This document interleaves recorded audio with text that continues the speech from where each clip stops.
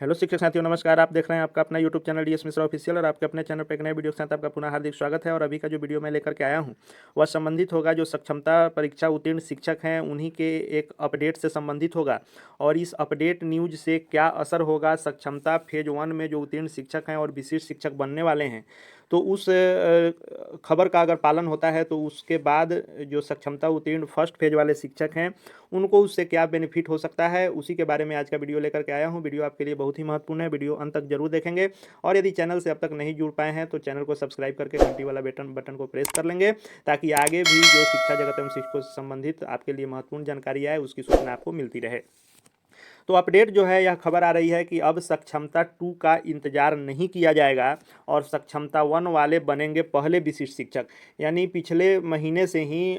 2 महीने से जो लगातार सक्षमता उत्तीर्ण शिक्षकों के विशिष्ट शिक्षक बनने और इनकी काउंसेलिंग और पोस्टिंग को लेकर के लगातार शिक्षा विभाग के द्वारा नियमों में बदलाव किए जा रहे हैं और शेड्यूल में बदलाव किए जा रहे हैं, वह चाहे चुनाव के कारण हो या रिक्तियों के अपडेट नहीं होने के कारण हो। इन सभी कारणों से जो लगातार सक्षमता फेज 1 में जो उत्तीर्ण शिक्षक विशिष्ट शिक्षक बनने वाले हैं उनके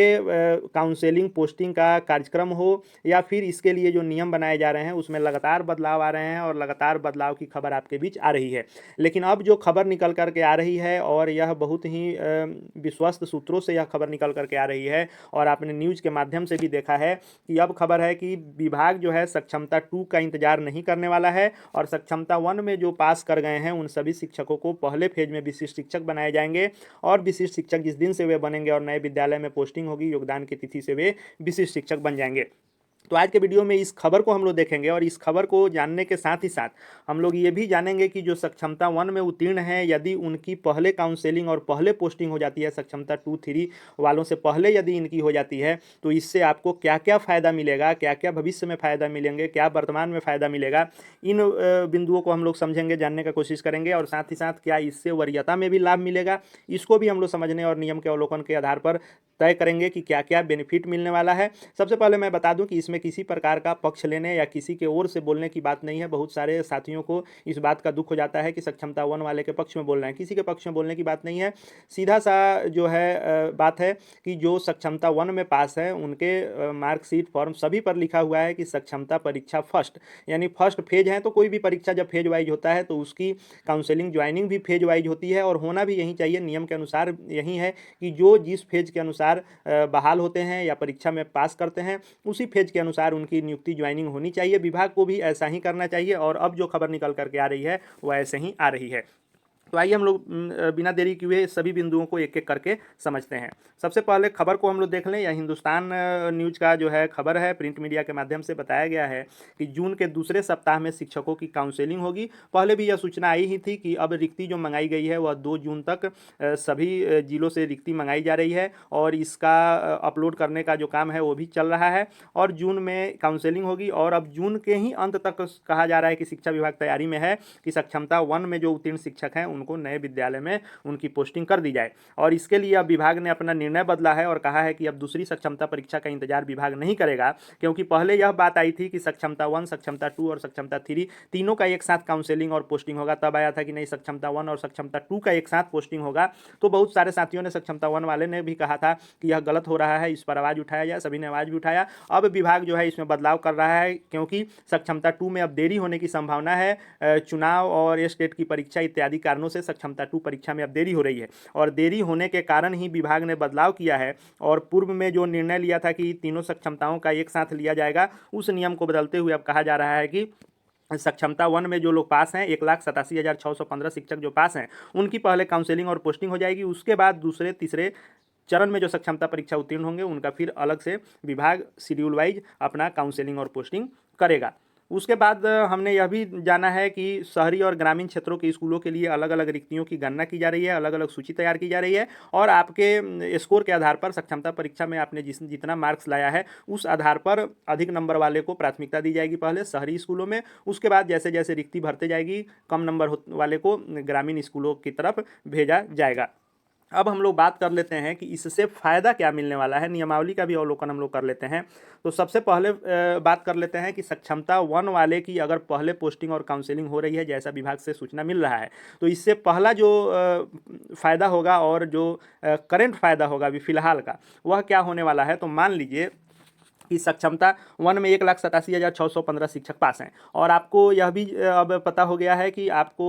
जो पोस्टिंग होनी है शहरी स्कूलों में और ग्रामीण स्कूलों में, वह मार्क्स बेसिस पर होना है। आपके सक्षमता में जितने मार्क्स आए हैं उस आधार पर होना है। अधिक नंबर वाले को शहरी स्कूलों में भेजा जाना है। तो मान लीजिए कि सक्षमता 1 में जो शिक्षक उत्तीर्ण हैं, उसमें शिक्षकों के नंबर और रिक्ति के आधार पर यह यदि तय किया जाता है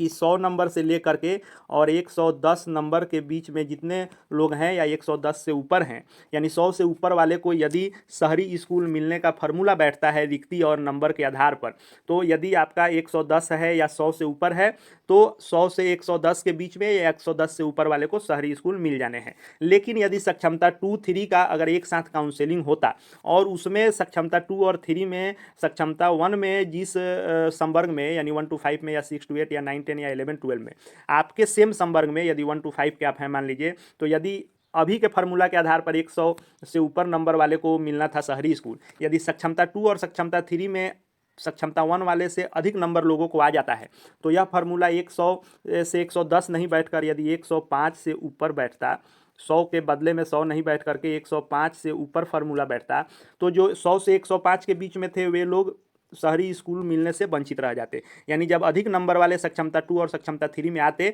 तो जिनको भी शहरी स्कूल मिल जाना था उनको नहीं मिल पाता, क्योंकि जब मेरिट बनेगा, मेरिट के आधार पर जब आपकी पोस्टिंग होगी, तो जब अधिक नंबर वाले आपसे ऊपर मिल जाएंगे और एक साथ जब होगा, तो ऊपर से जब सीरियली लिया जाएगा और शहरी स्कूल आवंटित किया जाएगा, तो उसमें आप छट जाते। लेकिन अब यदि सक्षमता 1 वाले का ही सिर्फ किया जाएगा, तो जो फार्मूला आपके फेज के शिक्षकों के लिए बैठेगा, चाहे वह 100 से ऊपर बैठे या 105 के ऊपर बैठे या 90 के ऊपर बैठे, जितने नंबर पर से शहरी स्कूल मिल जाएंगे, यदि उतना नंबर आपको है तो शहरी स्कूल मिल जाएगा। इसमें सक्षमता 2 और 3 वाले के अधिक नंबर आने का कोई आपको ही नहीं है कि उनके अधिक नंबर आने से आपको शहरी स्कूल नहीं मिलेंगे। तो जो करेंट फ़ायदा है, फिलहाल का जो वर्तमान का फ़ायदा है, यह है कि अधिक नंबर आप यदि लाए हैं सक्षमता 1 में, तो अपने संवर्ग में आपको शहरी स्कूल मिल जाएंगे और शहरी स्कूल में आपकी पोस्टिंग हो जाएगी। जबकि सक्षमता 2, 3 वालों को एक साथ करने पर भीड़ अधिक होती और नंबर यदि अधिक आता तो आपको नहीं मिलता। तो यह वर्तमान का फ़ायदा हो गया। आगे दूसरा फ़ायदा यदि हम लोग देखें, तो यह जो है वेतन से संबंधित भी फ़ायदा हो सकता है। कैसे? तो मान लीजिए कि सक्षमता 1 वाले का जून में यदि काउंसलिंग भी हो जाती है और पोस्टिंग भी हो जाती है, तो जून में यदि काउंसलिंग और पोस्टिंग दोनों हो जाती है सक्षमता 1 वाले की, लेकिन सक्षमता 2 और 3 इन सब का यदि एक साथ लिया जाएगा, तो इसमें जो भी शिक्षक साथी आएंगे, इनमें यदि देरी हो जाती है, मान लीजिए अगस्त सितंबर तक यदि होता है, तो फिर जो वार्षिक इंक्रीमेंट लगता है, तो वार्षिक इंक्रीमेंट जो 2 बार लगता है साल में, एक बार जनवरी और एक बार जुलाई, तो ऐसी संभावना बन सकती है कि सक्षमता 1 वाले का जो इंक्रीमेंट हो वह जो है जनवरी में हो और सक्षमता 2 वाले का हो वह जुलाई में हो। या यदि इसमें भी थोड़ी सी देरी हो जाती है तो सक्षमता 1 वाले का जनवरी में हो, सक्षमता 1 वाले का जुलाई में हो, तो सक्षमता 2 और 3 वाले का अगले 2026 वाले जनवरी में हो जाए। हालांकि पिछली बार जो है शिक्षा विभाग ने जो किया था कि 15% वेतन वृद्धि होने पर सबका जनवरी ही कर दिया गया था, लेकिन जब नई पोस्टिंग आपकी होगी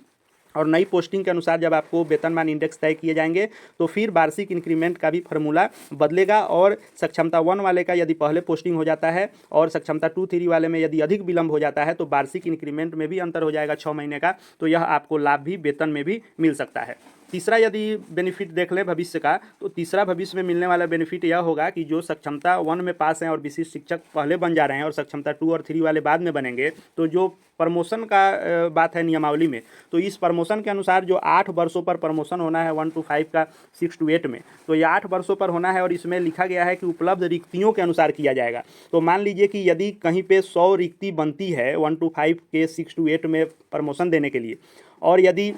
200 लोग हैं, तो उसमें से जो पहले के बहाल 100 लोग होंगे, यानी सक्षमता 1 के जो विशिष्ट शिक्षक 100 लोग होंगे, उनको पहले दिया जाएगा, क्योंकि 8 वर्ष पहले उनका पूर्ण होगा। तो यहाँ आपको इसका भी लाभ मिलेगा कि जो प्रमोशन आपका होगा 8 वर्षों पर विशिष्ट शिक्षक के रूप में, तो उपलब्ध रिक्ति के अनुसार होनी है। तो यदि रिक्ति कम रहेगी और शिक्षक अधिक रहेंगे, तो पहले से जो योगदान किए रहेंगे, तो सक्षमता 1 वाले अगर पहले योगदान कर लेते हैं, तो इस केस में भी आपको बेनिफिट मिलने वाला है। अगर रिक्ति अधिक रहेगी, जितने शिक्षक रहेंगे तब तो सबको एक साथ मिल मिल जाएगा। लेकिन यदि रिक्ति कम रहे, शिक्षक अधिक रहेंगे, तो जैसे जैसे फेज वाइज विशिष्ट शिक्षक बने रहेंगे तो प्रमोशन भी फेज वाइज होगा। उसके बाद जो है वेतन में भी हमने देख लिया, प्रमोशन में भी देख लिया, और पोस्टिंग शहरी स्कूलों में, यह 3 फिलहाल आपको लाभ दिख रहे हैं। अब हम लोग बात कर लेते हैं वरीयता का कि क्या वरीयता में भी लाभ मिलेगा। तो नहीं, वरीयता में लाभ नहीं मिलेगा फेज वाइज, क्योंकि वरीयता का जो नियमावली कहता है वह यह कहता है कि इसमें फेज वाइज और आपके मेरिट इत्यादि के आधार पर नहीं करके वरीयता जो तय करने का मानदंड तय किया गया है वह यह किया गया है कि स्थानीय निकाय शिक्षक के रूप में प्रशिक्षित वेतनमान प्राप्त करने की तिथि, यानी आप ट्रेन टीचर के रूप में जिस दिन से वेतनमान नियोजित शिक्षक में ही प्राप्त कर रहे हैं उस दिन से वरीयता काउंट की जाएगी। यानी यदि सक्षमता 1 में भी आप पास हैं लेकिन ट्रेनिंग आपने बाद में की है, और सक्षमता 2-3 में पास हैं और ट्रेनिंग आपने पहले कर ली थी, और ट्रेनिंग का 2 वर्ष, यानी जो लोग ट्रेंड बहाल थे उनको 2 वर्ष के बाद मिला था ट्रेंड का वेतनमान, लेकिन जो लोग बहाल होकर बाद में ट्रेनिंग किए तो ट्रेनिंग के रिजल्ट के तिथि से मिलता है। तो यदि आप पहले उठा रहे हैं ट्रेंड का वेतनमान तो आप बाद में ट्रेंड के वेतनमान उठाने वाले से वरीय होंगे। और यदि यह दोनों सेम डेट हो जाता है तब जिनका जन्म तिथि होगा, यानी उम्र में जो अधिक होंगे, उनको मिलना है, और यह दोनों सेम होगा तब आपको नाम के अनुसार, अल्फ़ाबेट के अनुसार मिलना है। तो वरीयता का जो लाभ मिलना है यह आपको आपके इस विशिष्ट शिक्षक के रूप में ज्वाइन करने के तिथि से नहीं मिलना है। यह नियोजित शिक्षक के रूप में आप ट्रेंड का वेतनमान जब से प्राप्त कर रहे हैं उसमें जो पहले से ट्रेंड का वेतनमान उठा रहे हैं वे सीनियर होंगे, चाहे वे सक्षमता 1 में आए, 2 में आए, 3 में आए, सक्षमता के किसी भी फेज में आएंगे। लेकिन यदि आपसे वह पहले से ट्रेंड का वेतनमान उठा रहे हैं तो आपसे सीनियर होंगे, और यदि बाद में भी आने वाले पहले ट्रेंड हैं तो वे सीनियर होंगे, और यदि पहले आने वाले भी बाद में ट्रेनिंग किए हैं तो वह आपसे जूनियर होंगे। यानी जब आपने नियोजित शिक्षक में ट्रेंड का वेतनमान उठाया वह आपका मानदंड होगा इसका, वरीयता का। तो इसमें विशेष कोई बेनिफिट नहीं होना है। नियोजित शिक्षक के रूप में आप कब बहाल हैं और कब आपने ट्रेनिंग पूर्ण की ये सब मायने रखता है। लेकिन शहरी स्कूलों में पोस्टिंग में फ़ायदा मिलेगा, सक्षमता 1 का पहले यदि काउंसलिंग पोस्टिंग होता है, प्रमोशन में मिलेगा, और वार्षिक इंक्रीमेंट में भी मिल सकता है। यह 3 लाभ फिलहाल दिख रहा है और फेज वाइज यह होना चाहिए, और ये हो भी रहा है। सक्षमता 2 का भी जल्द परीक्षा आयोजित हो और उनकी भी काउंसलिंग पोस्टिंग जितनी जल्दी हो सके, यानी जो लोग फैसला ले लिए हैं कि सक्षमता परीक्षा देनी है और विशिष्ट शिक्षक बनना है, और जब वे इसके लिए परीक्षा दे रहे हैं तो विभाग को भी चाहिए कि जितना जल्दी हो इसको पूर्ण कर ले, डिले नहीं करे, और बार बार जो शेड्यूल बदले जा रहे हैं वह नहीं होना चाहिए। इससे शिक्षक साथियों के मन में एक क्षुब्धता है, रोष है कि बार बार यह नियमावली बदली जा रही है, काउंसलिंग की पोस्टिंग के नियम बदले जा रहे हैं, शेड्यूल बदले जा रहे हैं। इन सब पर विराम लगना चाहिए और चुनाव बाद जितना जल्दी हो सके इन सबको पूर्ण किया जाना चाहिए। आगे भी शिक्षा जगत एवं शिक्षकों से संबंधित हर एक लेटेस्ट अपडेट देखते रहने के लिए चैनल को सब्सक्राइब करके बेल आइकन को प्रेस कर लेंगे। साथ ही साथ Telegram channel DS Mishra official से भी जुड़ जाएंगे, और साथ में आप अपना भी विचार कमेंट में निश्चित रूप से रखेंगे कि आप इस पर क्या सोचते हैं। इस वीडियो को देखने के लिए आपका बहुत बहुत धन्यवाद।